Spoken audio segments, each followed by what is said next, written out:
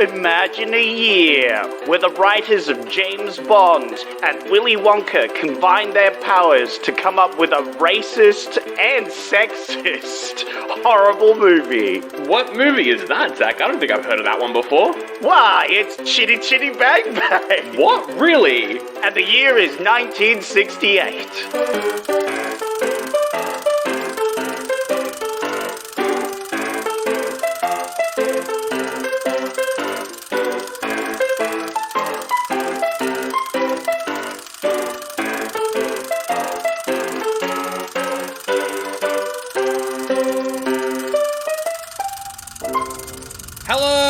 And welcome to Oldie But a Goodie. Oh, we're close to the season finale, and if you aren't caught up on the story arc, then this is going to be inaccessible. Just skip 5 minutes. Hi, my name's Sandro, and I'm on Apollo 8. I do have to review Chitty Chitty Bang Bang, but more importantly, I'm on a mission with a bunch of American boys. Frank, you there?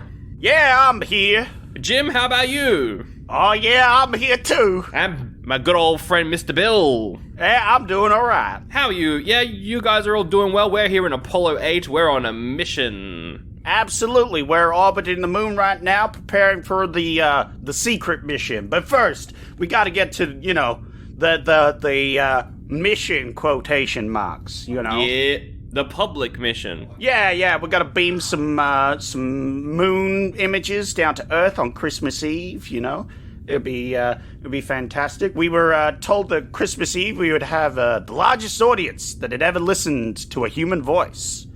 Well, our only instructions that we got from NASA was to do something appropriate. Do something appropriate, right. That's a direct quote from me. Well, then you better not moon them and get some photos of the moon. Yes. And I don't mean your butt, I mean the floating space rock. Absolutely. But after we beam some images, then we'll get on to the real mission. The real mission? Yeah. Well, the reason you're here, because of the temporal disturbances and random plate-like objects that we viewed on the moon here. Yes, we do believe that my arch-nemesis Harry Grindle Matthews is on the moon, and you know what? It's the end of the year, it's Christmas time, I'm gonna kill him. Whoa! I'm gonna put an end to this forever. Wow, that was surprisingly dark. I mean, I'm American, I'm all for shooting someone, but wow, that was... You just said it out loud. That's an arc in the happening right there. Some would say this is premeditated murder, but he's a bad guy, so it's fine. Yeah. Well, we're gonna land on the moon as per usual at the landing base. As per usual, but it's not 1969 yet. You're not meant to land on the moon for another 12 months. Oh, no. That's the public landing on the moon. Oh. Yeah, that's scheduled a bit later on. Like, we've been on the moon several times. Hell, the Russians beat us here. That's true, they did. The Russians did beat us to the moon. But that's all part of the world government, We're all working together on these things. Keeping the public in the dark. Regular NASA/world government shenanigans. Yes. But that's not important. What's important is the story arc for this podcast. That's right. There are plates on the moon, and that must mean that is the Harry Grindle Matthews has got to be on the moon. Along with Megatron, probably. He's probably there too. Oh, yeah, no. We're best friends with Megatron. You're best friends with Megatron? Yeah, I've been to the pub with him, twice. I mean, that's great. Fair. In every single Transformers movie, Optimus Prime is a murderous maniac, and oh yeah, horrible. Megatron is not as bad as he is. Look, he's got a great publicity team. That's all I'm saying. That's true. I do like Bumblebee though. It's my favorite war criminal. Yeah, mine too. I love war crimes. Anyway, is Shia LaBeouf on the moon? I might kill him too while we're at it. No, he's not born yet. We're in the 60s. He's not born yet. Yeah. You're thinking of in the future. How do you know who Shia LaBeouf is? We've seen Transformers. How? You live in the 60s. Oh, we've got our own time-traveling device back in the world government. How else would we control the population? Yeah. Anyway, you've got to get on with your podcast. So we've drawn straws, and Bill drew the short straw, so he's going to be beamed in by Zach, and you're going to do your podcast. We're going to go take a big old shit. Yep, Space shit. It'll take approximately 1 to 1.4 hours for you to take that shit. Unfortunately, back in 1968, the space toilets were not as advanced. Oh, well, good luck, Frank and or Jim, whoever I'm talking to. Good luck. Absolutely. At doing your big shit. We're practically the same person. Well, as Zach teleports into the body of Bill Anders, I'm sat here in the spaceship, looking out at the great expanse of space, realizing that what I'm doing with this podcast is quite futile. Never mind, Zach's here. Let's do an episode. Sorry, I heard some sort of prolonged monologue, and I had to interrupt that. Zach, we got to review Chitty Chitty Bang Bang. Yeah. Wow. I love that movie. Let's jump into reviewing that. I sure hope there's no racist and sexist connotations that we can pick up now that we're older and wiser, and that we wouldn't have picked up as kids because it was a different time, and it was subtly put in because of the time that they were in, not that they were trying to be openly racist. No, that's true. That's true. But before we get into it, I'm just going to inject you with this. There we go. That's just some. It's just some anti-gravity, so now you'll be able to to not. Yeah, I really just put that straight into your lungs. Yeah. It's got to go directly into your lung. Yeah. Oh, why does it taste like off lemon? I don't know. Everything in the 60s tastes like off lemon. It's true. I'm like having a really old sherbet lemon. Exactly. But there's something off about it. Oh, okay. All right, well, Chitty Chitty Bang Bang. I've seen this before as a kid. How about you? Yeah. I haven't seen this movie in maybe 15 years plus more. Yep. I think, like 17 years, something ridiculous like that. Yeah, same. I remember watching this when I was like 8 or 9. This might be the movie that I've had the longest time, like, that I've watched it and then haven't watched it. One of those. Yeah, for sure. I have such vague memories of this. So this was a surreal feeling for me. Okay. How many times did you watch it as a kid? I think I watched it like 3 or 4 times. 3 or 4 times. Okay, because I only ever saw it once. So, okay. Yeah, Then that would definitely be more surreal for you, yeah. Yeah, like, I think I remember liking this film, and like, because we had it on VHS, so, like, I watched it. Yeah, I think I watched it 3 times. But, like, you know, I haven't watched it in so long. I couldn't remember any of the thing. And then it was, like, plot point leading into plot point. I was like, oh, yeah, this is how it works. Yeah. And it was fun. I really enjoyed it. I thought this was great. This was everything I wanted it to be. Cool. Except maybe the racist bits. But, like, you know.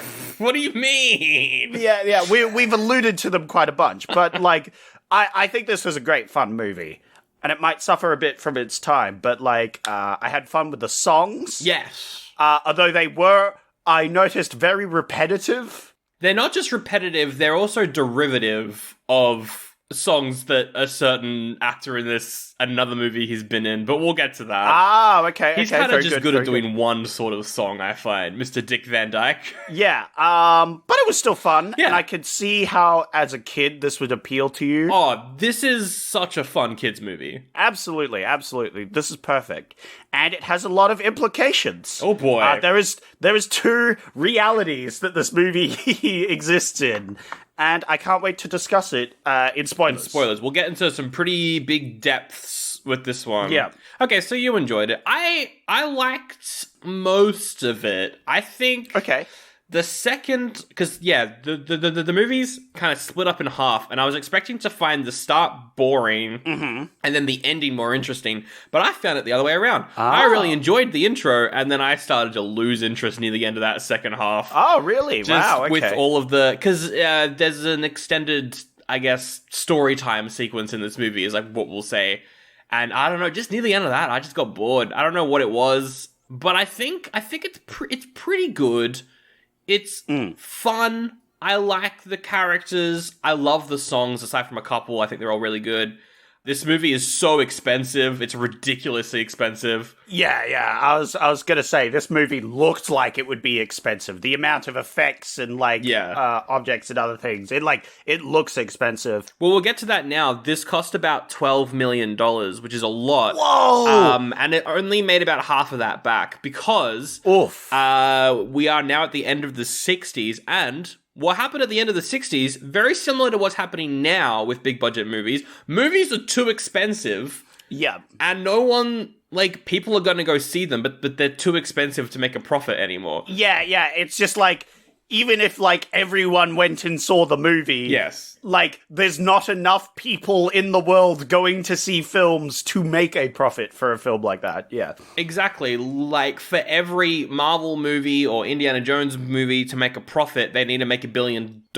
Not every movie is going to make $1 billion. Yeah, so absolutely. everything is bombing. Everything's bombing. And that is what happened in the 60s. Everything bombed because movies were too expensive. Yeah. They went too ham. Yeah. Which is, I'd say it's an interesting conundrum, right? On one hand, I'm like, just don't spend as much money on your movies, idiots. But on the other hand, it's not like I want them to bomb, but I want them to spend as much money as possible to make the best movies possible, right? Because they look good and they sound good. Yeah. And the acting's great. Yeah, of course. Like, you want movies to be expensive. It's a funny situation.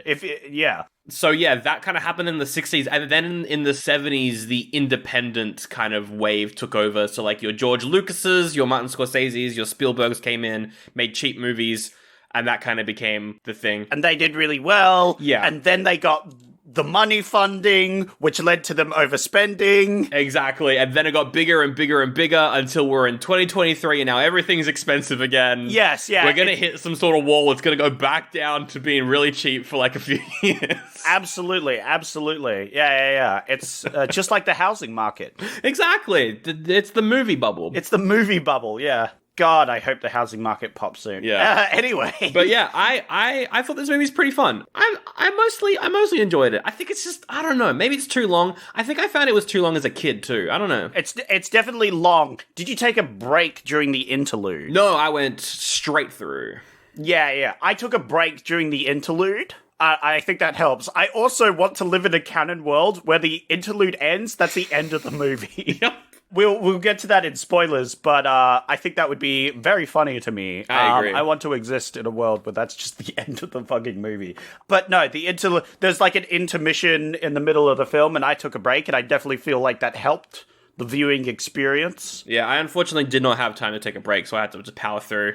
As podcasters, like, I feel like this won't affect the average Joe, you know, but as podcasters, we're watching movies every week. We're smashing these out. We've got deadlines for when we need to finish the movies. Absolutely. We take this deadly serious. We do. We don't constantly reschedule episodes. We're taking them very seriously. This is a business, and we don't actually care about any movies. We've never liked movies, and therefore we don't enjoy wasting any amount of time on anything. Absolutely not. But this one is like nearly 2.5 hours long. Yeah, it's 2 hours 20, yeah. Yeah, so it's definitely one of the longer ones. But I think I managed to enjoy most of it. I didn't feel like any part lulled for me particularly. But I think definitely taking a little break in the interlude definitely helped me. Yeah. I think I probably should have done that. Unfortunately, I did not. But Yeah. The crew behind this movie is fascinating. So, This is based off a book called Chitty Chitty Bang Bang, The Magical Car, written by Ian Fleming, you know, obviously the creator of James Bond. This is, I think it's the last book he ever wrote, because he died the same year it came out, in 1964. Wow. He had a heart attack and then was like, I will write kids' book now. Wow. This changed my perspective on things. So yeah, he wrote like a kid's book, but the book has nothing to do with the movie. Well, okay. I was going to say, that's nice that he like decided to do a child's book and managed to make one before he died. Yes, he did manage to get one in, but it's more of like, it's like a car. And Cataris, or however the fuck you say his name, Mr. Potts, he is the main character, but it's like, he's like going up against gangsters or something. It's still kind of like a spy thing. Oh, okay. Interesting. Is it more like it's a race car then? More emphasis on the race car side of things, maybe? I don't know. I think so, maybe. It was initially a race car in the book as well, just like the movie. Yeah. Well, that's what I thought. And I was just trying to think of, like, what in the movie was, like, put in there, but sort of not important later, and I'm like, the race car part, it being really fast, didn't really come into fruition. Like, it's obviously, the movie's about the car, and it's a really good car, but it being fast wasn't ever important for the film. Yes. Whereas it might be for the books. Yeah. And like some beats are the same. The lollies he makes is the same. Oh, interesting. That's the same, but he's fighting gangsters. Yeah, but he's fighting gangsters. The romantic lead isn't a thing in the book, which is interesting because her name in the movie is straight out of a James Bond novel. Yeah. So I would expect that to be made up by Ian Fleming. Yeah, that is funny, actually. Now that you say that, I'm like, oh yeah, truly scrumptious. Yeah. Oh, God. Just hilarious. I cracked up as soon as that was revealed to be her name. I was like, of course her name is fucking truly scrumptious. That is, God damn it. Yeah. Oh dear. But no, I guess that was made up by the people who wrote the movie, one of which is the directors, Mr. Ken Hughes, who we did his movie last week. We did Casino Royale. He made the Casino Royale parody film. That was him. Yep. But I think most iconically is the fact that, the screenplay is written by Roald Dahl. Roald Dahl. Who wrote Charlie and the Chocolate Factory, Matilda, James and the Giant Peach, The Witches, Fantastic Mr. Fox, BFG, The Twits. Fantastic Mr. Fox! That's an amazing movie. He wrote all those books, and do they hold up? Well, kinda, but like he wrote this. Yeah. That's really interesting. Fantastic Mr. Fox. I hope we get to do that movie one day, because that's a really nice movie. That's the animated one. Yeah, the animated one. Oh man, that's a banger of a movie. I haven't seen that one in like 15 years. So like that's a great movie. So thinking about that, that's really interesting that he wrote this one as well. Yeah, he helped write the screenplay of this, which I just find that really... but it makes sense considering some of the darker aspects in the story portion of this movie. This is absolutely like the Willy Wonka, it's like, haha, funny kids film, but also dark? Yeah. But also incredibly dangerous? Is that child dead? Yeah. It's really... And then also, like... we'll get to the child catcher character later and how borderline anti-Semitic it is, but the design of it is straight out of a Roald Dahl book. Like, all his characters who are meant to be evil, they look like that. Which, yes, means that Roald Dahl was probably a bit racist, but, Yeah, but who wasn't back then, Everyone's just a little bit racist. Exactly. Yeah. Ooh. Yeah, it definitely, you can tell it suffers a little bit from its time. I don't think the thing is, I don't think it's openly racist. It's unintentionally a bit racist, yeah. Yeah, which, it's the 60s. I don't want to say that you have to expect that, but you kind of do with older movies. Yeah, it's a bit unfortunate. It was a different time.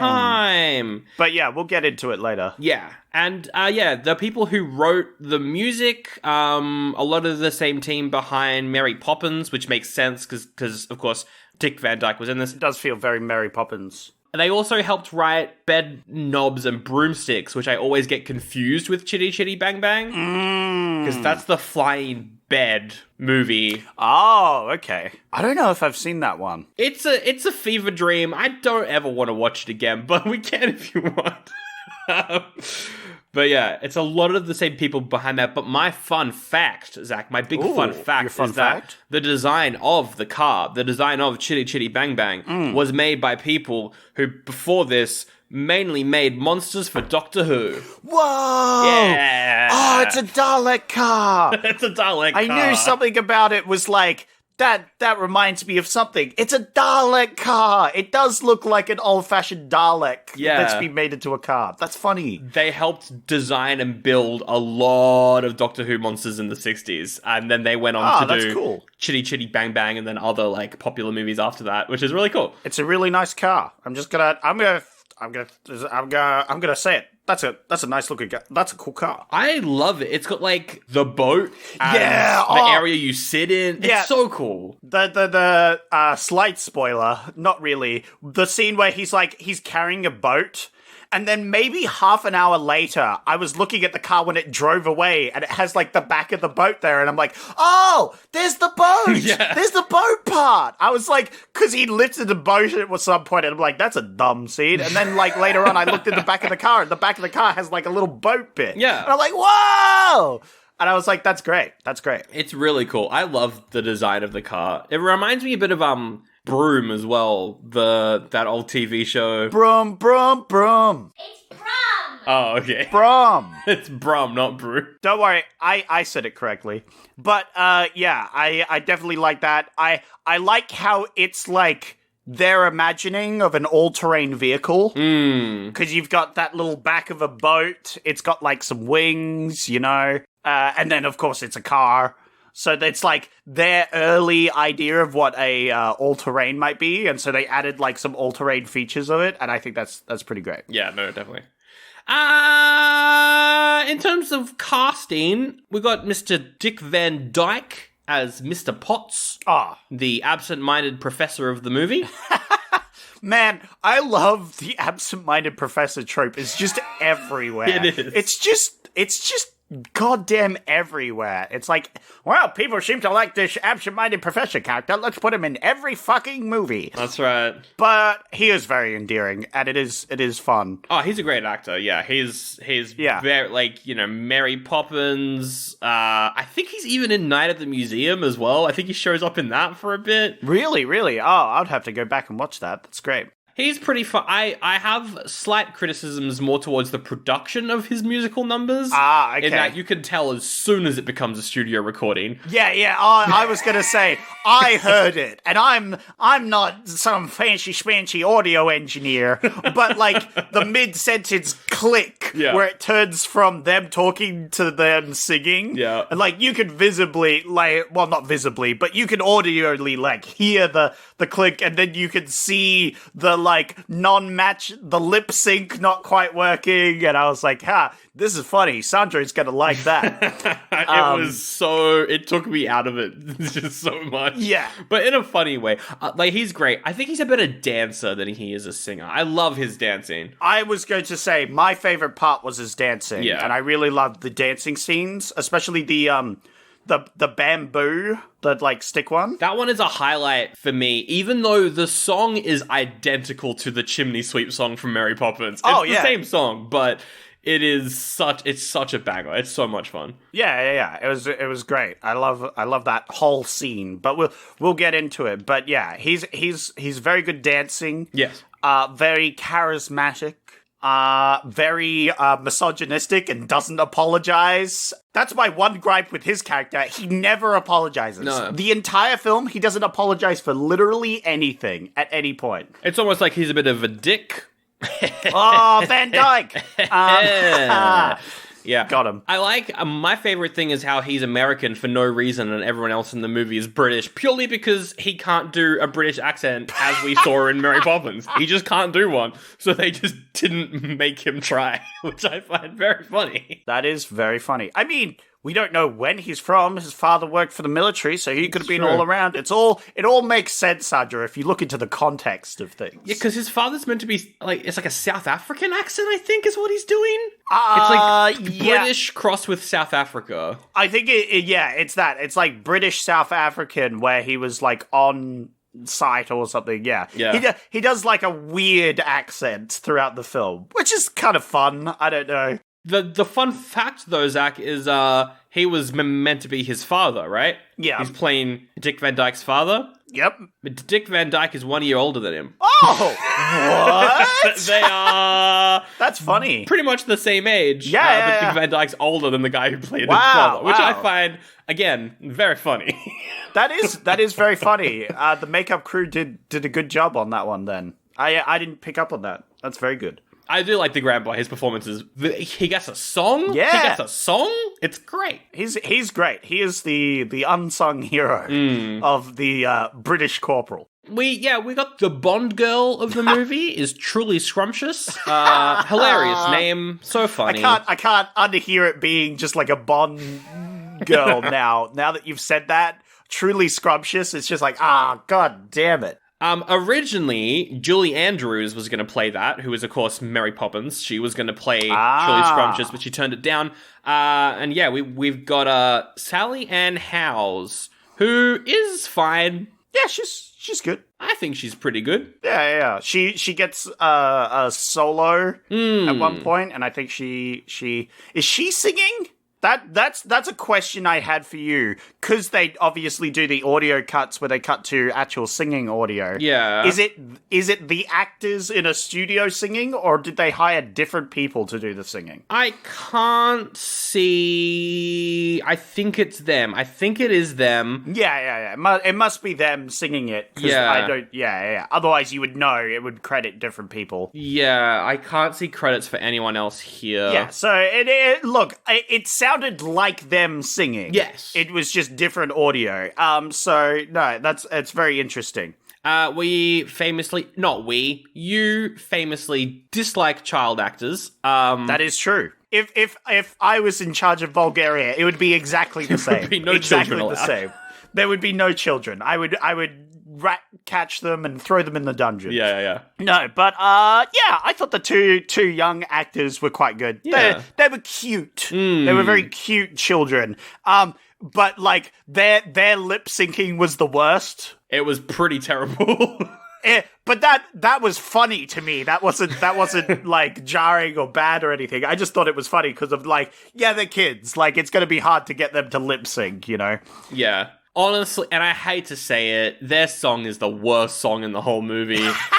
I don't know.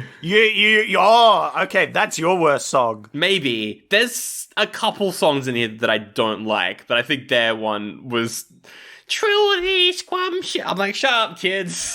Yeah. That one was pretty bad. I think that like emphasizing that dumb name over and over again was pretty bad. That was bad, and then also the fact that they tell her to fall in love with their dad, so she does. I'm like, all right. Oh, absolutely, they're emotionally blackmailing, but I'm all for emotionally blackmailing. I'm pro emotional blackmail from children. Actually, yeah, they actually did some good acting with the kids. I think the kids actually were quite good actors with, like, I'm thinking of the start of the movie where they come in and they're coddling their dad.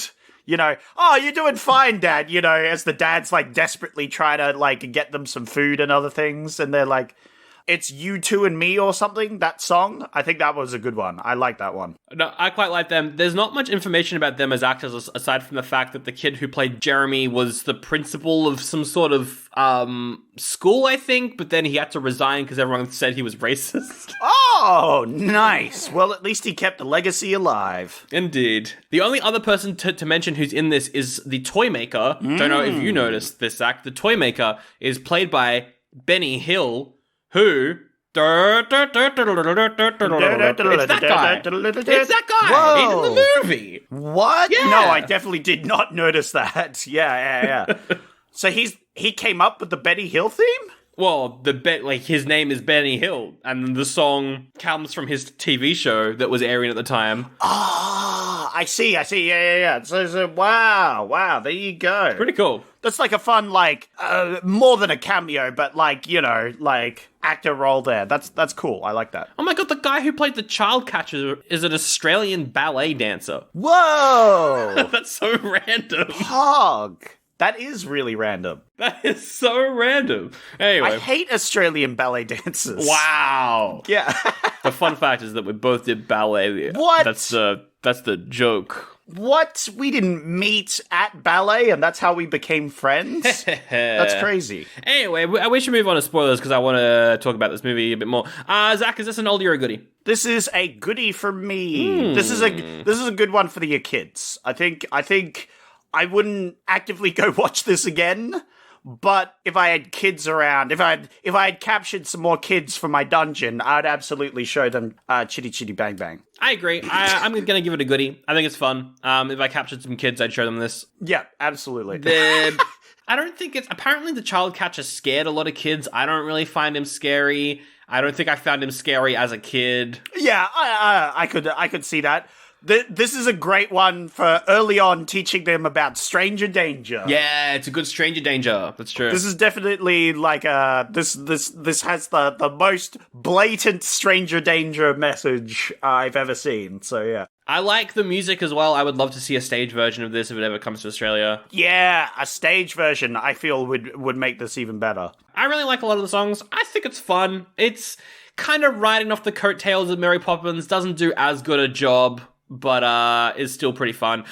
My thing with this movie is like, what is the point of it? You know, what is the point of the movie? What is the message? What is the story even? And we'll get to that in spoilers, because I don't think it has one, but we'll get to it. I think it's like a message of you can be happy even if you're poor, but also even if you're poor, you'll just get lucky and get rich, so don't worry about it. Yeah, it's the same as Willy Wonka. Yeah, exactly.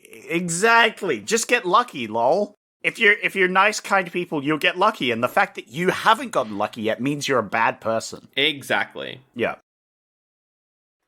Well, howdy there, it's me, Selly McSeller, and I got another podcast ad for you. Now, you might look at me and think, yeehaw, that there is an American who loves his rock and roll, loves this sort of music with the guitars in them, and while it's true, while I do enjoy a good rock song, I also love the opera. I go to the opera all the time, and that's why I'm absolutely jazzed to see that Sandro and Zach are reviewing a movie called Opera. Here's a clip, and we see a maid. She's carrying a bunch of plates. She walks upstairs, the plates crash, and everyone's like, told you she was carrying too many plates. Nothing bad happened there. We're not gonna go help the maid now that we've heard her crash. No, we're just gonna leave. I'm like, what? At least go help the fucking maid, which is clearly like, dropped some shit or something. Yeah, like worst case scenario, she was murdered. That's what happened. Best case scenario, she fell over and she's old. Like, help her. Yeah, you fucking assholes. Anyway, oh, wait a second. The movie's about murder. Well, that's very rock and roll. So if you like opera and rock and roll like me, go to patreon.com/oldie-but-a-goodie-pod and get that bonus episode right now on the movie Opera. You can also get ad-free and early episodes too. Yeehaw! Alright, let's get into spoiler details. Spoiler It's details. spoiler time. Let's cut the movie in half and talk about the first half of the movie and then the second half, I think. That's true, because that's how I want... I will remember this film, is at the end of this first half, that's the end of the movie. Right, they fall off a cliff and die. Yeah, they fall off a cliff and die. That's my canon ending for this movie, is them driving off a cliff and just fucking dying, and that's the end of the film. It is one of the funniest cuts to an intermission I've ever seen. Just Yeah. I was not expecting them to cut there. I was like, what? That's a great, cliffhanger. Literal cliffhanger right there. Yeah. They're in the car, they're chasing after a Zeppelin that has kidnapped the granddad, and they just drive off a cliff. Whoa, but Sandro, how did we get here? Okay, so this movie's set in the 1910s, apparently. 1910s. Because we see in 1909, the British Grand Prix is going. And we see it opens up with a car, less of a race, more of a rally. Definitely more rallying, because we got a lot of crashing cars. You got cars careering off the road, crashing here and there, stopping, starting, going. But we see, I think it's number 3 is the car we see. It wins. Yep. It nearly hits a girl and a dog. It crashes. It burns. The amount of kids that are almost run over in the first 5 minutes of this movie, 3 kids are almost killed. Straight off the bat. There's your message for this movie. Don't run onto the road unless you want to find your dad's future wife. Exactly. Because, kids nearly die from car crashes multiple times in this film. The car that is being driven, the car that we're following that keeps winning, careens off, explodes, and then we cut through that car. Very dramatically lights on fire. Very dramatically, which is hilarious. Like, all the other cars, go off the road and they, crash or they collapse, and it's all oh, fine. This one goes off the road almost exactly the same, and then bursts into flames. I'm like, oh, shit. And then it crashes. And then we cut a couple years later, that car is in a scrapyard. What a good smash cut, by the way. I really liked it. Oh, yeah. I also liked how, we had the opening credits of the movie while stuff was happening. Yeah, I do always appreciate when we're, like, able to view something while the credits are playing, you know? Yeah, which I don't think we've really had this year. We've just kind of had the credits and then the movie starts. I think we're starting to get a bit more into the modern day. By the way, I'm going to say it was a crash cut, not a smash cut. That's pretty funny. I laughed into my drink bottle. I know, so funny. Two kids are on the car and they're like, "We love the kids, Daddy. Oh, we love the cars. We love the car in it. We love going vroom vroom in the car. Woof woof. I don't know why I'm a dog, but I am." Well, the dog's there, I think. I think the dog's there, yeah. But the mean old scrapyard man's there. Oh, no. And he's like, "Oh, I'm gonna buy your car and then I'm gonna fuck it up. I'm gonna kill your car. I'm gonna kill your car and you better hope I don't kill you. Because I'm gonna kill your car. I'm gonna smash it up and melt it down into metal." Now, you're doing a bit, but that is what he says, essentially. That's pretty much. He's like, "You're gonna kill your car." And he's like, "Well, you're lucky I'm not gonna kill you." Yeah. And I'm like, whoa, Junkyard Man, you're going hard. Jesus.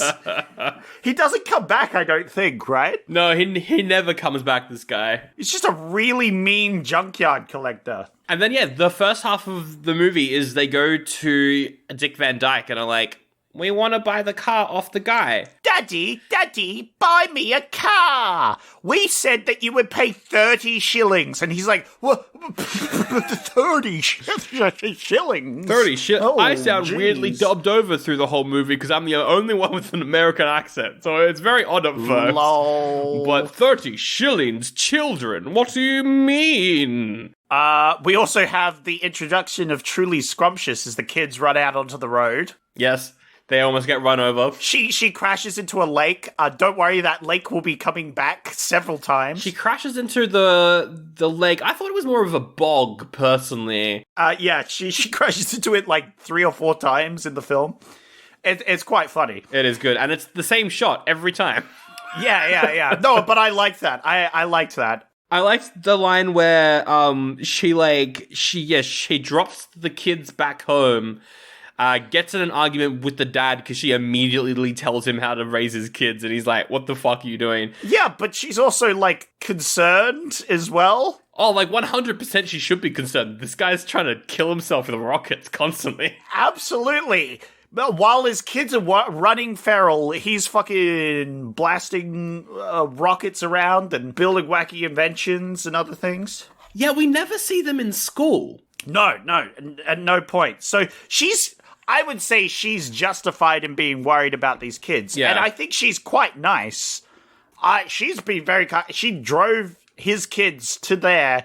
And, like, then he is maybe one of the rudest gentlemen I've ever seen. Yeah, he's pretty rude. He says this line when she goes to start her car. He says, "Well, if women are going to drive motor cars around, they should learn how to operate them correctly." Wow. I was like, oh my god. Whoa, you can't say that. You can't say that. That's so rude. My next note was, okay, yeah, it makes sense that Ian Fleming wrote this, because I was like, this is sexist, James Bond, makes sense.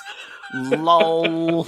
It's funny because that's sexist as well. But yeah, then he tries to start the car and he also fails to start the car. And then she goes to laugh at him, but he's like, "Start the bloody thing first, and then it will work." And then she's like, "Oh, right." Yeah.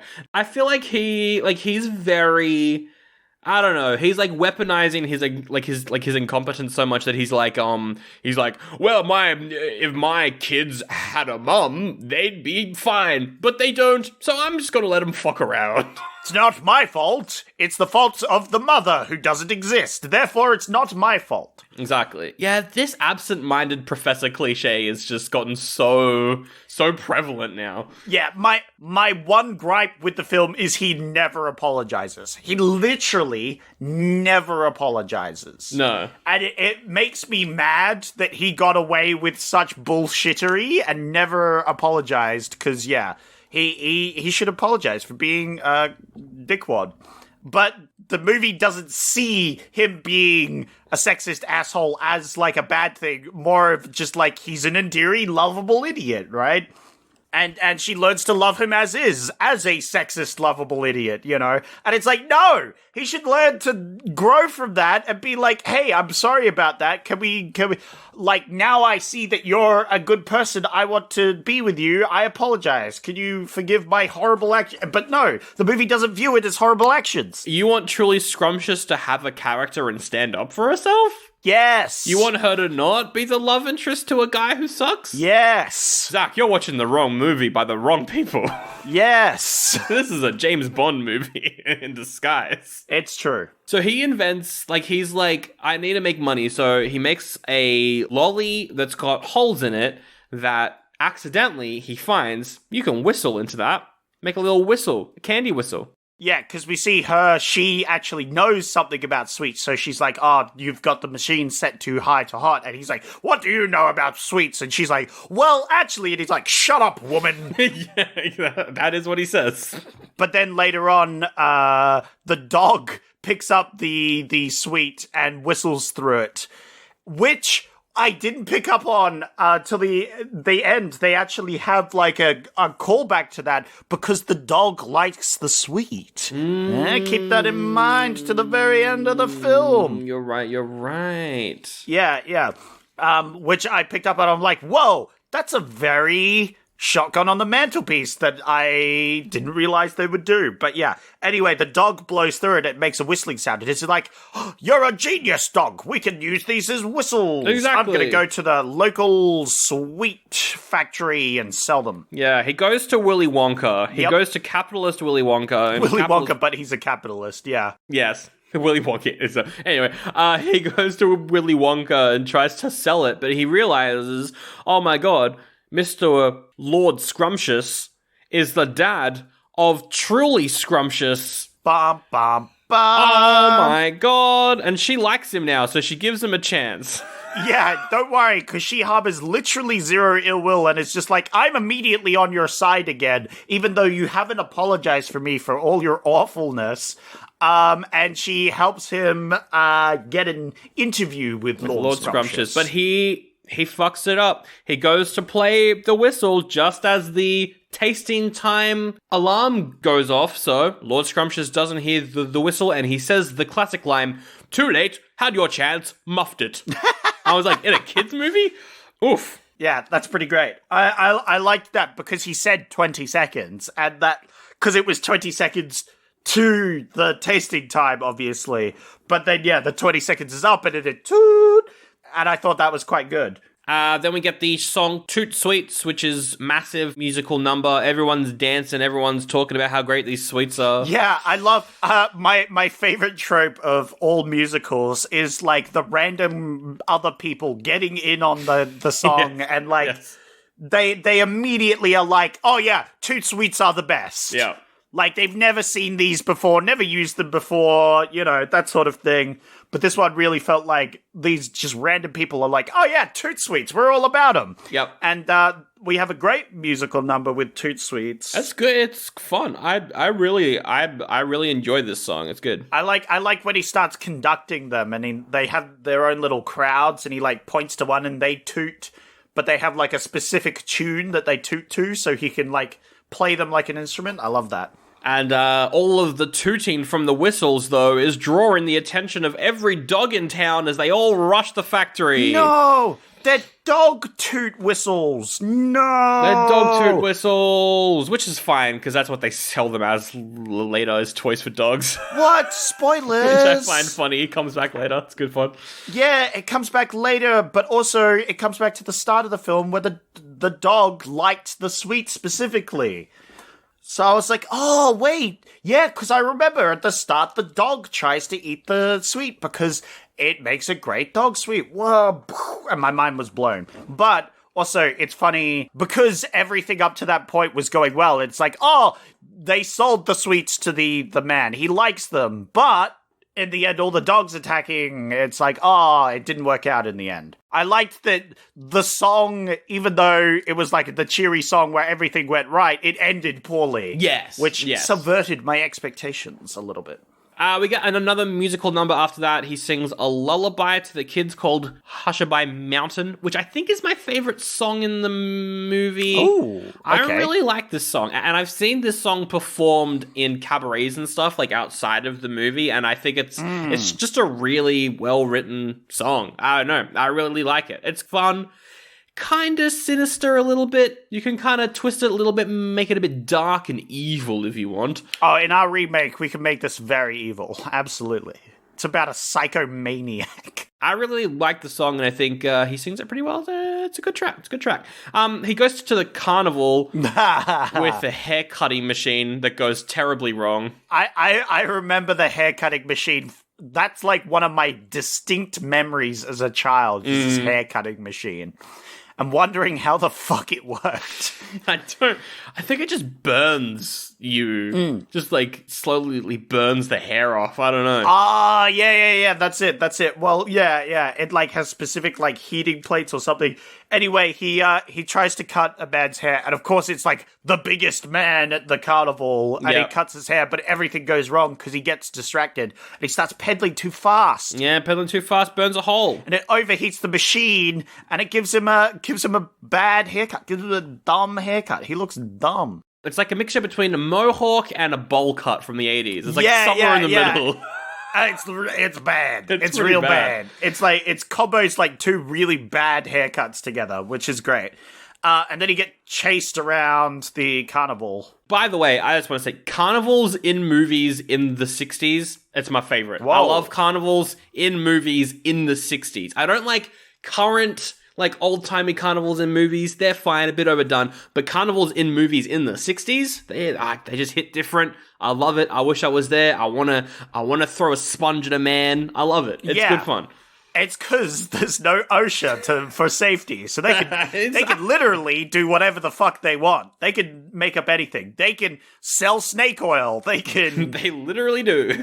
They can like have no safety precautions. You can fucking dunk on a clown. Like just go ham. They can do whatever, and it was just fun. Yeah. So he's failed to get money through the haircutting machine, but he just happens to get lucky and get money through performing in a comedy troupe while he's trying to run away from the guy who he gave a haircut to. Yeah, he gets caught up in their thing, and he can't leave, otherwise he'll get bashed up by the guy upset his haircut. So he just jumps into a performance and then is like the star lead of the performance, and they all kind of follow his lead. And the other performers give him their money, but the song that they do is Me Ol' Bamboo, which I feel like is an Australian song, but it's not at all. Yeah. But it's kind of sung in like an Australian-ish accent, I think. Maybe, kind of. It's funny.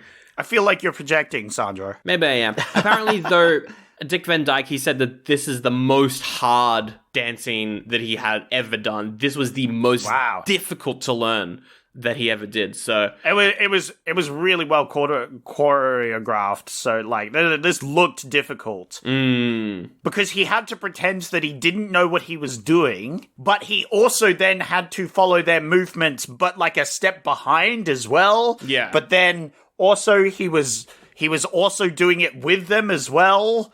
And like jumping in and out, and you also had the bamboo and everything. It was very impressive. It's really good. It's a really good song. It's really fun. I think it's a close second as my favorite song in this show. I think this is my favorite. This is my favorite. He then gets the money, he buys the car, he fixes it up, they name it Chitty Chitty Bang Bang because the engine is fucked. Yeah. It's just a fucked engine. He's just done it wrong. Yeah. But like, when they turned it on, it went... I was like, Chitty Chitty Bang Bang! I did it. I pointed to the screen. I soy-jacked. I was like, Chitty Chitty Bang Bang! You did. But then actually, at one point it does go bang bang, like the exhaust port explodes, which means there's a fuel leakage. That's what it means. Like, yeah. Oh, 100%, the car's gonna blow up. Yeah, like, I don't think... They need to get that fixed. I think maybe the fumes of the fuel leakage is what causes them to have the weird dreams and shit. Ah, that's your canon theory. That's fair. I don't think they ever left the garage and they're stuck in there slowly dying. We get the title song Chitty Chitty Bang Bang, the song. Yes. It's pretty good. Chitty chitty bang bang, chitty chitty bang bang, chitty chitty bang bang, we love you. Chitty chitty bang bang, chitty chitty bang bang, chitty chitty bang bang, we love you. Which is pretty fun. I like that one. That's probably my second favorite. Yeah. Just because it's the title song. It's Chitty Chitty Bang Bang. It's interesting because that memory didn't hold up. I didn't remember what the Chitty Chitty Bang Bang song was. Oh, okay. That was the one that I did remember, so that's interesting. Yeah. I had a vague memory of it, but this didn't. It was like a different tune in my head, which was interesting. They pick up Trilly Scrumptious and go to the beach, and then the kids sing at her about how much they want her to be their mum. Yeah. And I don't like this song. I think it's really bad. I like emotional blackmail. I think it's great. I think they go to the beach and they have a great time, and they're like, because we had a great time, you need to be our mum now. Chick. You're our mum now. We get a quote where the kids are like, it's so fun that you came with us. It's so much more fun having two grown-ups. I'm like, what the fuck is this? That was really funny. I was like, whoa, you're throwing her in the deep end. Yeah. She is literally being manipulated. She's being manipulated by the dad. She's being manipulated by the kids. And we also get the quote where I think the kids are like, well, once you kiss our dad, you got to marry him. And I was like, that's kind of funny because James Bond. Yep. You know, so. Yep. It's all emotional blackmail. And it manipulates people in real life that watch this movie. They were like, once you kiss someone, you got to marry them. Like, that probably affected real life people. And we're like, oh, this is how love works, It's very bad. This is definitely my least favorite song as well. It's not a good song. I'm just going to point this out. This is because it also has, the child singing. And they're not bad. They aren't bad, but it sounds like Peppa Pig. Yeah, and it's not a great song. No. That being a bad song does not do it any favors. Then they ask the dad to tell them a story. And then the movie turns into a fantasy movie. Or does it, Sandro? That's the question. That is the question, because we'll jump to the very end of the movie. They wrap up the story. We see them back on the beach, but then the car flies later. Yes. The car does fly. Yes. So is this a story? I don't know. Or is this a magic car, Sandro? I think they're dying because of a gas leakage and they're all been poisoned. Yeah. Your theory that they're huffing fumes and hallucinating is a great theory. That's my theory. Because for me, there was two options. Either it is just a dream sequence, like a story that he tells, and, once the story comes to an end, they go back and they finish the movie, whatever. Or the other option is it's a magic car. And as a kid, my child brain immediately was like, okay, this is a magic car. This is all happening for real. As an adult, I was like, oh, this is ambiguous. Not ambiguous. This is a story he's telling. Yes. It's not real. And that was like, I was like, oh, I thought this was a magical car. But no, in the movie canon, he's just telling a story. Yeah, well, because we see him stop telling the story on the beach, though. So if that scene wasn't in there, I'm fine with it being ambiguous and, maybe he was... Yeah. Maybe it is real, but we do see him finish the story, which I think kind of... No, but here's the thing, right? It could have still just been car magic to magically port them back to the situation that started with them. Yeah, maybe. For the sake of their sanity. It happened, but the car then tricked them into thinking it was a story. Yes. And erased their memories. Correct. Oh, that's cool. Yeah. I think the car is actually magical and sends them on this magical story to, thank them, to be like, hey, here's a magical adventure for you, Yeah. Well, what the magical story is the Germans be crazy. Germans be crazy. The Germans, they're bad guys. Well, it's not Germans. It's generic, foreigners. Bulgaria. From Bulgaria. Bulgaria is very funny. By the way. And that is very dumb, very stupid, because they have the airship and it's Vulgaire, because they are vulgar. It's like a French person calling you vulgar.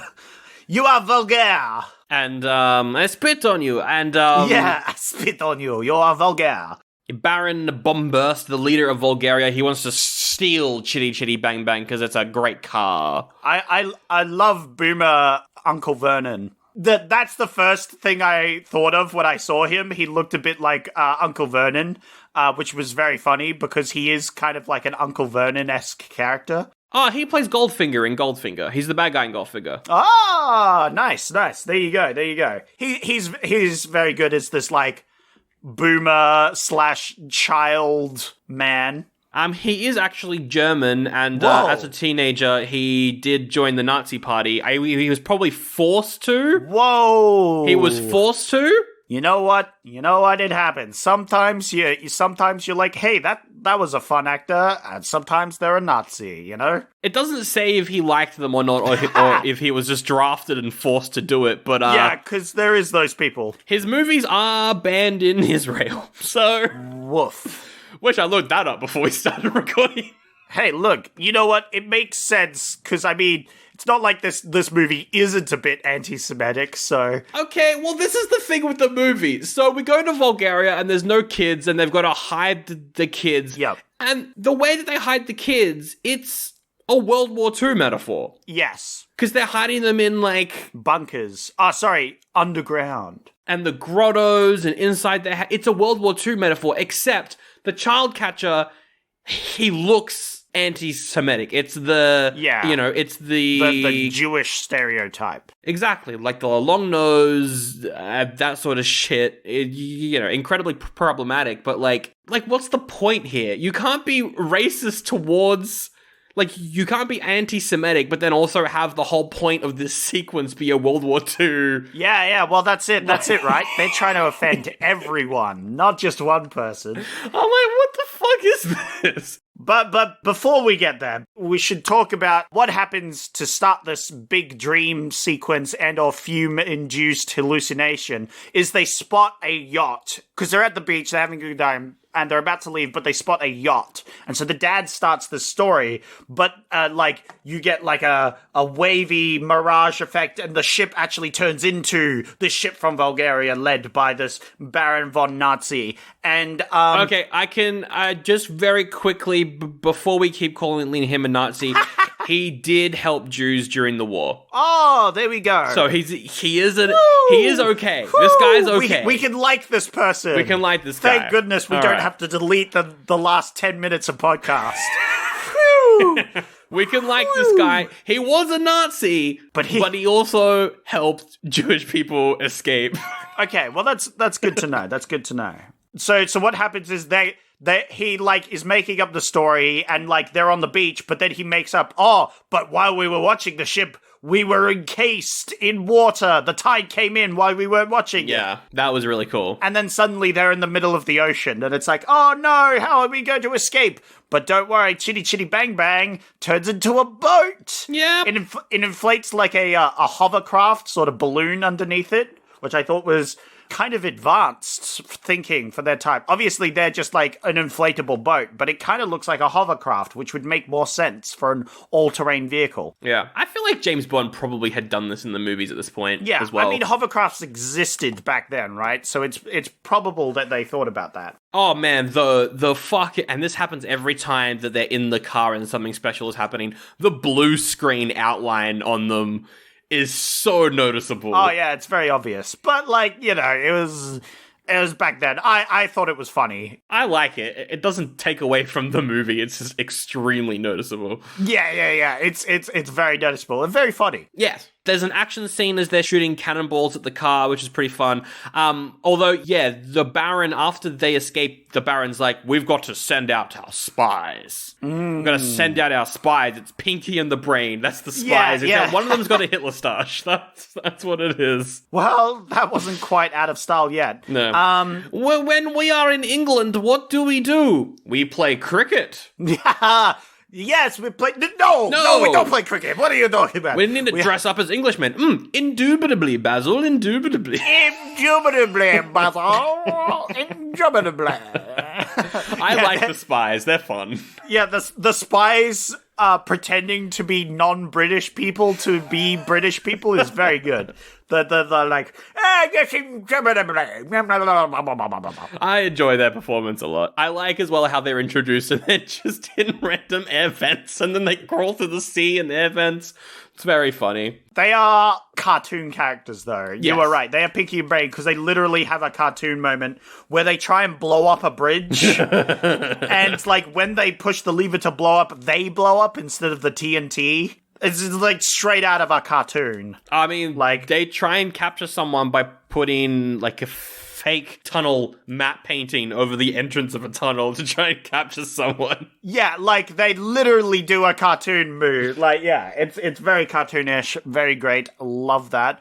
But yeah, they had this whole, like, fake tunnel, but then they're driving along and, like, so Chitty Chitty Bang Bang's gonna go through the tunnel and get captured, but Truly Scrumptious's dad, Lord Scrumptious, he drives up behind him and he's mad for some reason, so they pull out of the way of him and he goes in front and he gets captured by the two spies. Yeah. So they're like, well, we can't capture Chitty Chitty Bang Bang. We're just going to go kidnap the man. But before that, we get a song. Truly Scrumptious has her solo song, which is Lonely, Lonely Man, which is a love ballad because kids told her that she should be in love and now she is. So here we get a love song. Yep. It's pretty good. I like it. Yeah, she's a good solo. She's just Again, fun. this was the moment where I was like, I really noticed how repetitive a lot of their music is. Yes. They just repeat the same thing a lot in this film, which I would say is a bit of a negative. But there's different bits, and the songs aren't bad. It's just like they're very repetitive,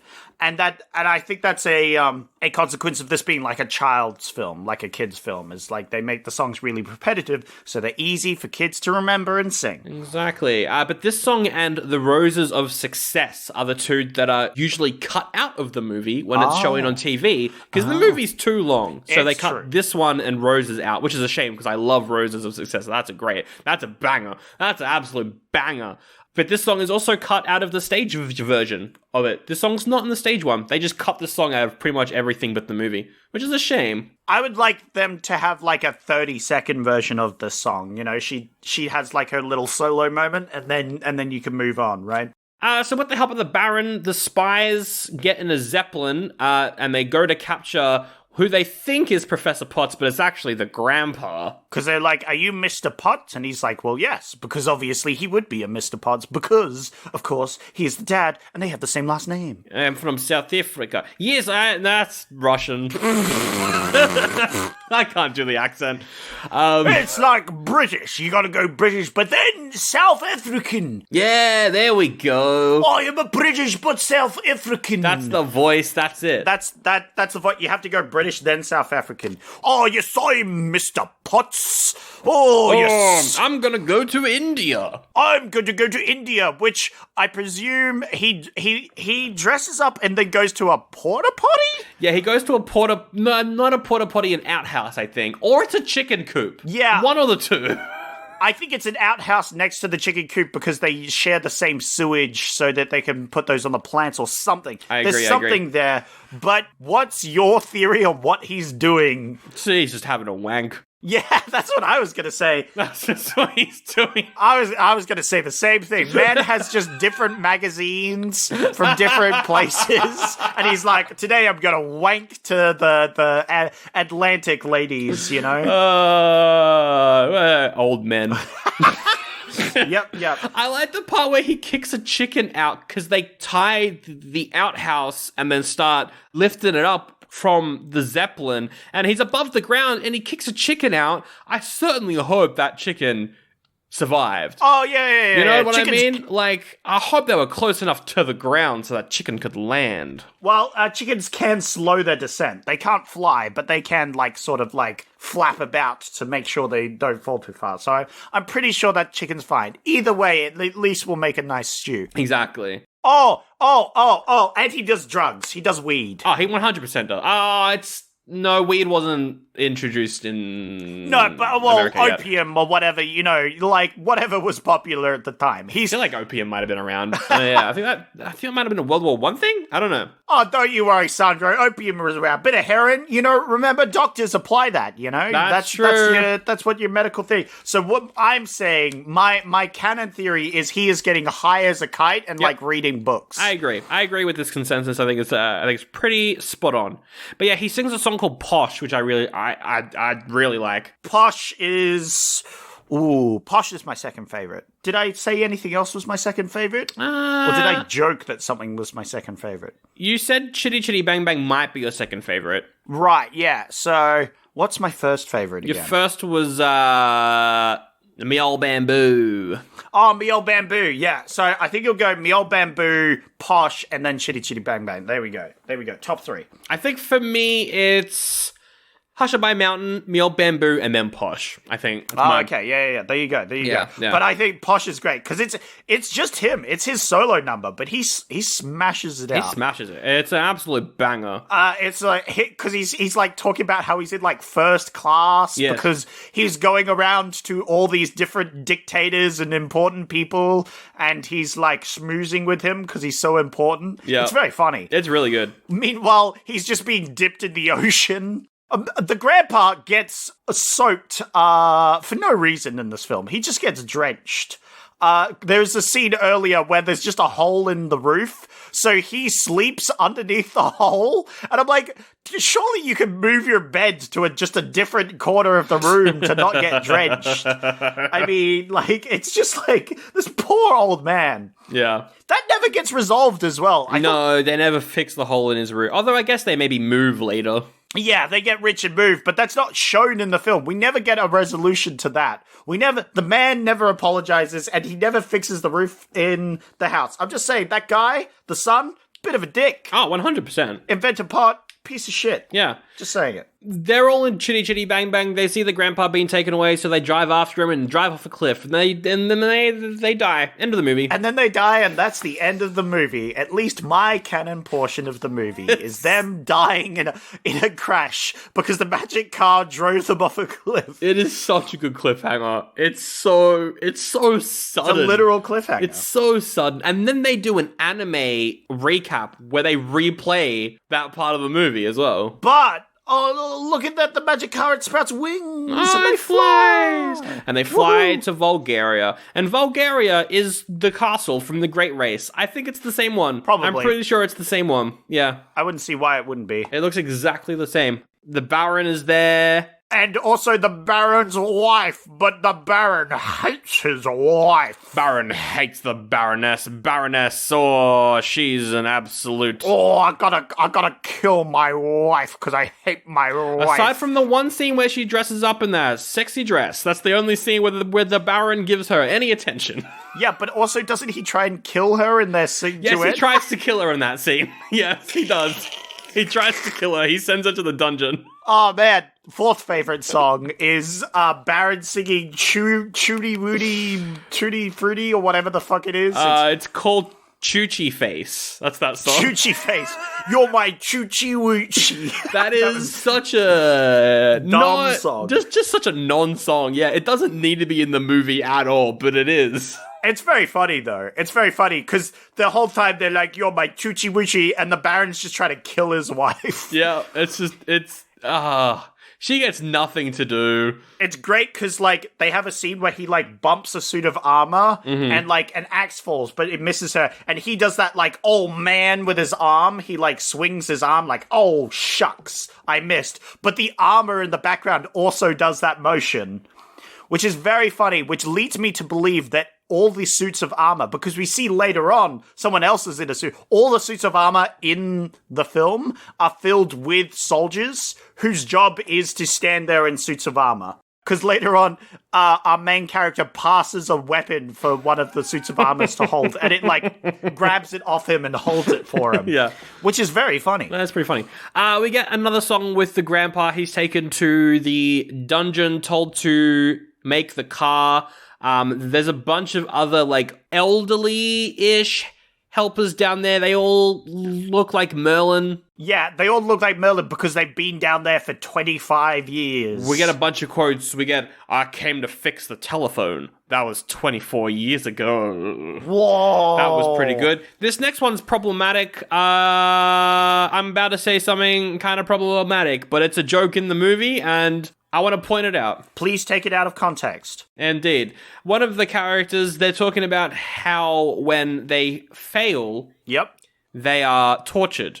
Usually on a stretching rack. And one of them's like, yes, they stretch you. When I first came here, I was a midget. And he's the tallest guy out of all of them, which is that's not how that works. It's bad joke. Look, they had to diss on the Oompa Loompas at some point, right? You know? Oh, it is Roald Dahl. You're right. But then they get a song, The Roses of Success. I like it. It's a banger. It's fun. Yep. That's a good one. And then, yeah, we go back to our main characters. They're in town. No kids in town. The Baroness has passed a law. No kids allowed. No kids anywhere. That's not a sustainable law. No. No one's gonna bang.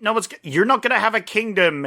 Give it like 20, 30 years, you don't have a kingdom anymore. Exactly. Everyone's died. Especially back then, health and safety didn't matter. Everyone's just gonna be dead. You're gonna run out of people. This must be a recent law. This has to be a recent law. Because there's no way they wouldn't have, immediately, in the next couple of weeks, just revolted and murdered everyone. Yeah, no, 100%. But then the soldiers come into town, and so everybody hides. Everyone hides. The child catcher's there. He's like, I want to find the kids. That's not how he talks. Yeah, that's exactly how he talks. And he could sniff out kids, apparently. Yeah, because of his massive antisemitic nose. That's what. What. And then they go into the toy shop, which is, it's funny, they still have a toy shop because the toy maker makes toys for the Baron, which is funny because he's a man-child. But then, the child catcher snoops around because he thinks the kid's there, but he finds 4 giant boxes. And the boxes spring out, and they're just jack-in-a-boxes with our main characters pretending to be jack-in-a-boxes. Reading some fun facts here about the child catcher. Oh, no. The actor, Sir Robert Helpman, who was an Australian ballet dancer, he apparently was pretty helpful on set. He kept helping the kids because the director would keep swearing at them because, it's the 60s. Directors don't know how to work with kids. So he was always like, wait, stop talking to the kids like that. Good. You fucking rude director. Fuck yeah. Standing up. Yeah. That's good. Yeah. That's very ironic that the child catcher actor is the one helping out the kid, defending. Standing up for the kids. Yeah. I mean, it kind of makes sense because he's the one that's going to have to work with them as well, right? So that is funny. The kids are captured because the child catcher dresses up as a lolly man. Yes, that thing's kind of funny. I like sweet that. Salesman, and he, even after being told to stay indoors, the child catcher is like, sweets for sale. I'm selling sweets and candy and ice cream and tarts and stuff. And the kids are like, we trust you completely, even though we literally saw you before as the child catcher, which was trying to capture me. We're going to come out and be captured by you. And that's where you learn, stranger danger. Don't trust men with carriages. There's a pretty funny scene where they find the car. They bring the car back to the castle. They get the grandpa out to start up the car. Yep. And he's just pushing random buttons and shit. And he ends up ejecting the Baroness just into the sky. And then the Baron gets his rifle out and goes to shoot her. Yeah, he's taking pot shots, which was very funny. He's like, well done, Mr. Inventor. An ingenious work. I've been looking forward to this for years. I would now shoot my wife. I'm going to shoot my wife. It's so stupid. It's very dumb. Hashtag boomer humor. But Mr. Potts and Truly Scrumptious, they sneak into the child grotto, which is where they keep in all the kids. Absolutely. It's very Peter Pan vibes, so much so that there is a kid called Peter, which is very funny. Lol. And they conduct a plan to save everyone around the Baron's birthday. And this was when I just kind of lost interest at this point. I was like, I'm kind of bored now. Oh, Yeah, I liked the whole, like, the toy maker comes in and he has, like, toys, quotation marks, which are just the main two, Truly Scrumptious and Mr. Potts.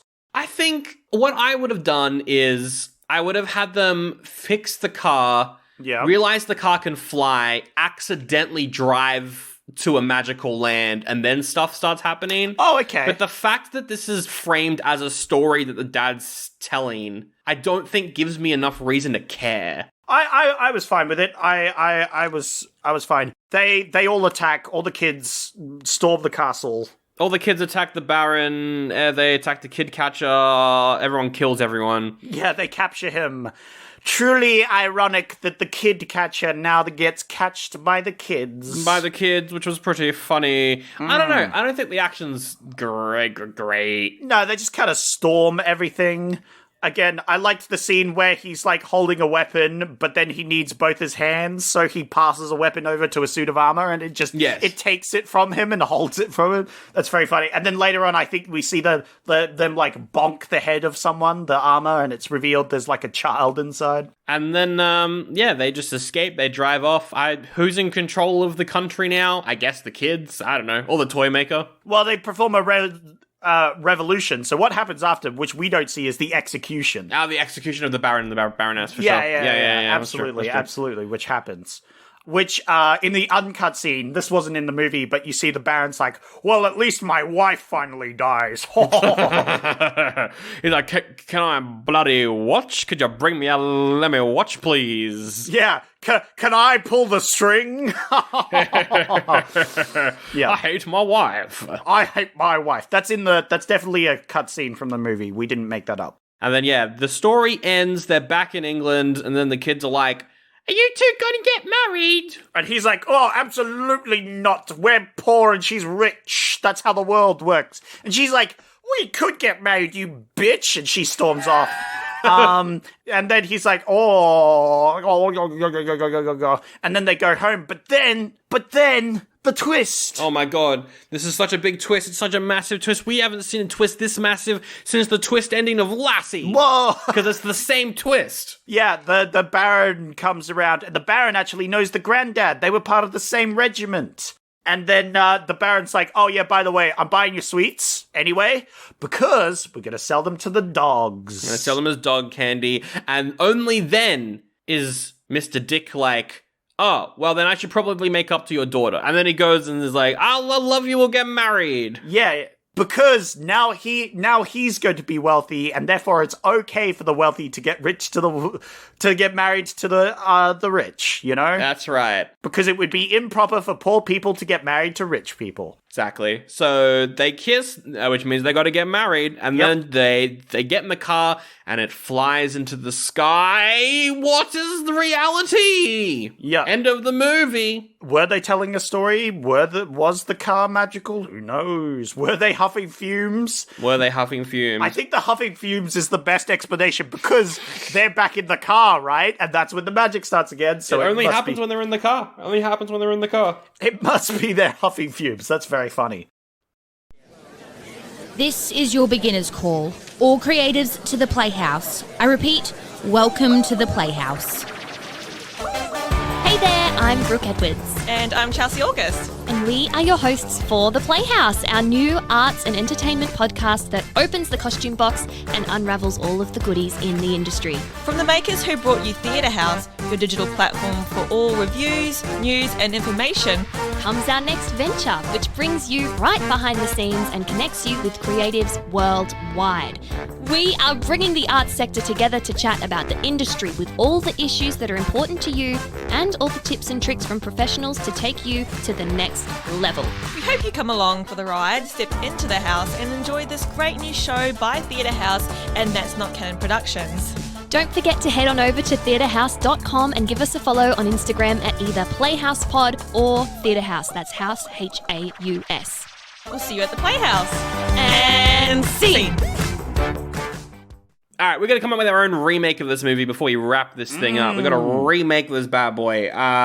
There's so many characters. Yeah, obviously, Truly Scrumptious and Mr. Potts and Grandpa Potts, all of them probably the children as well? I don't know if there's the... We could just get some generic child actors in. We do, Yeah, we'll just get I can't, like, because that's the thing is, like, kids that can sing, we don't, like, all the kids that I can think of are now too old. Because yeah, that's the problem. I've heard of them, right? So yeah. we need to get some fresh children in this movie. That's disgusting. Quote and quote. So I think, we do Mr. Potts, Truly Scrumptious, the Grandpa, the Baron, I guess. Yep. And Lord Scrumptious. Or the Child Catcher. I think Lord Scrumptious is a better, less problematic character. I say, hear me out, Sandro. We just get rid of that character entirely. Or the Toy Maker. We could do the Toy Maker. Oh, the Toy Maker could be good. Yeah. Any one of those. My thoughts, if we were going to do the Child Catcher, is we could get Colin Farrell and put him back in the penguin makeup from the Batman, and he could just be the Child Catcher. Yeah, that works. I mean, that could be our uncredited character in our little segment here. Yeah, absolutely. I agree. Here's my first thoughts. When I was like, okay, who are we going to remake this with? My first thought for the dad was Randall Park. He's in Marvel, he's Jimmy Woo. Oh, I love Randall Park, yeah. Yeah, he's good in some rom-coms, he can rap really, really well. Oh, he can? He's a really good rapper. Awesome. Okay, yeah, I see Randall Park, absolutely.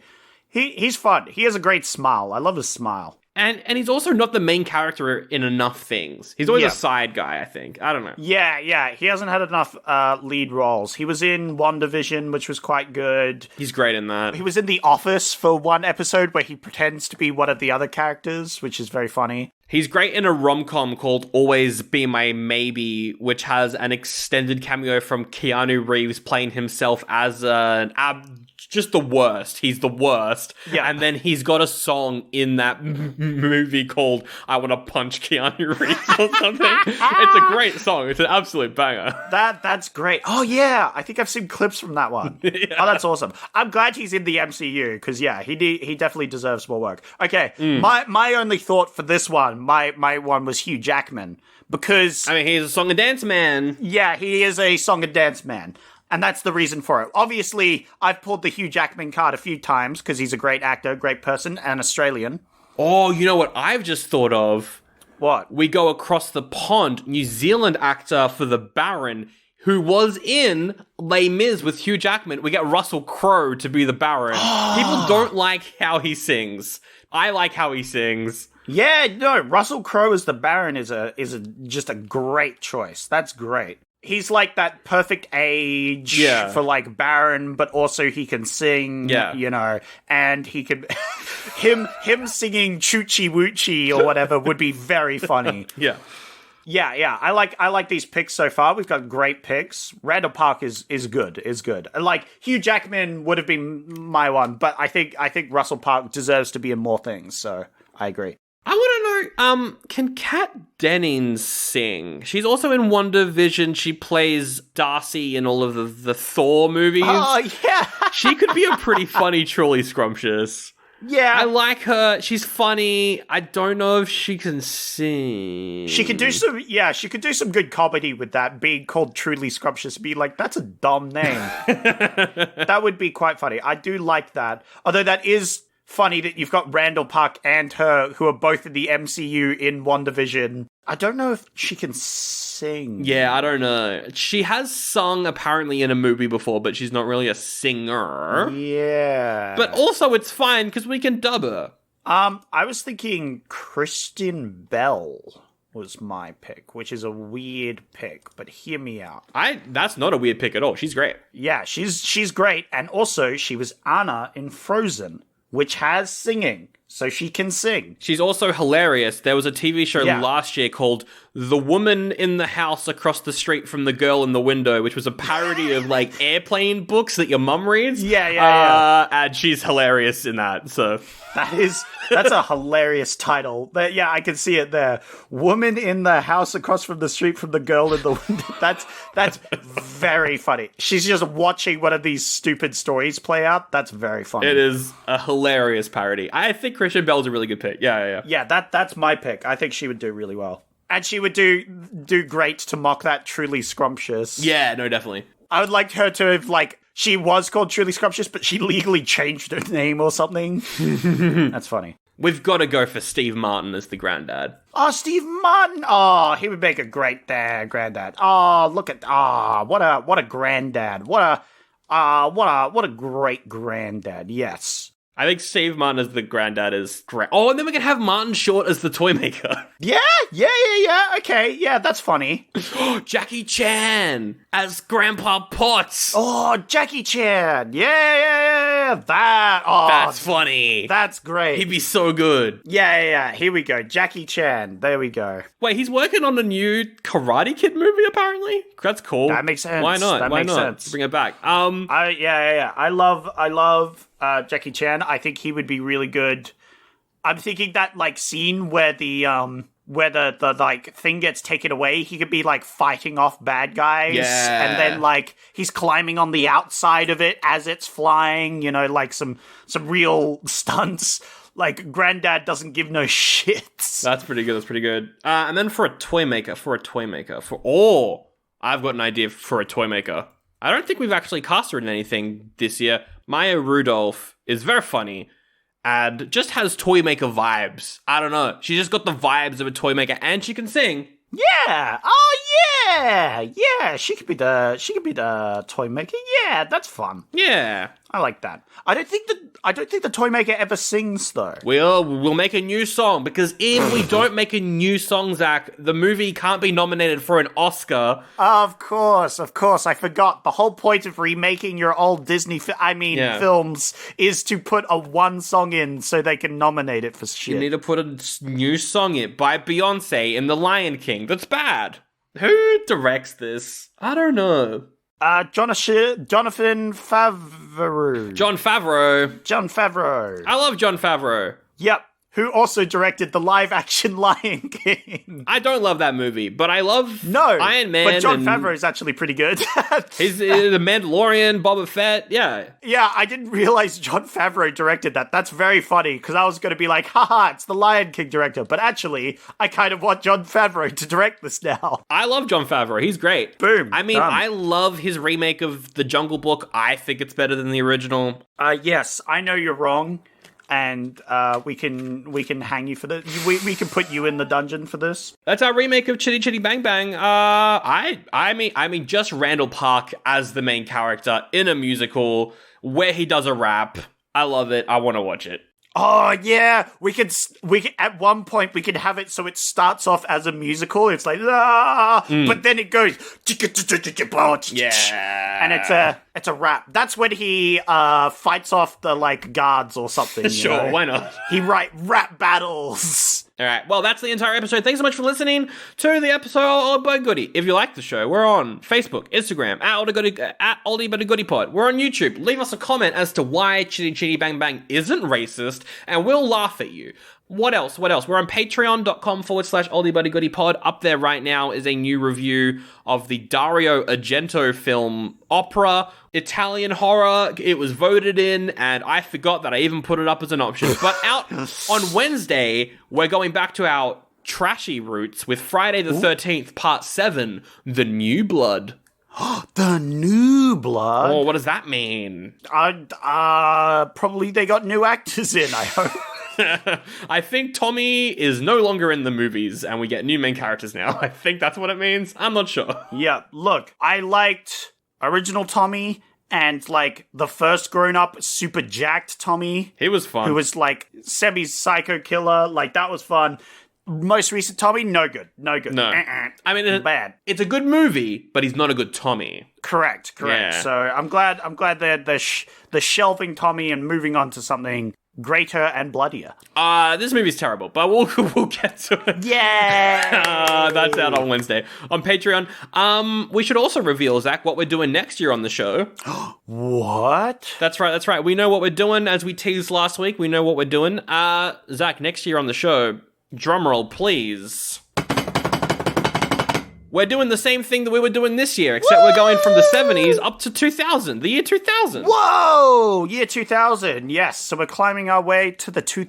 thousands. Wow. That's, Yeah, we're not stopping this format yet. We're not stopping the format. No. But after that, we're going to do something a little bit different. That's right, because you might be like, well, 1970 to 2000, that's only, 31 episodes? That's true. You guys usually do more than that. That's true. We're doing less episodes than usual next year, but we do have a new format that we're going to test out near the end of next year, which I'm very excited for. Yeah, it's going to be exciting. I'm looking forward to this new format. Yes. Where things will change. It's not like any format we've done before. It literally isn't, actually, which is going to be very fun. Yeah.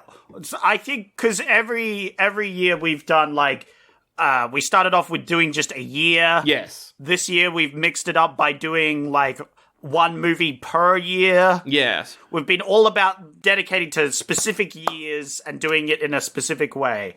This time, it doesn't follow any specific rules. No. It can go wild. It can go crazy. It will go wild and crazy, and then we'll probably rein it back in after we're like, this was a terrible idea. Yeah, but we're gonna do it anyway. We're gonna do it. We are gonna be taking all of January off. We'll be releasing a bunch of Patreon episodes up there on the main feed. I'm thinking maybe the Evil Dead movies. We'll drop all those. Could be fun.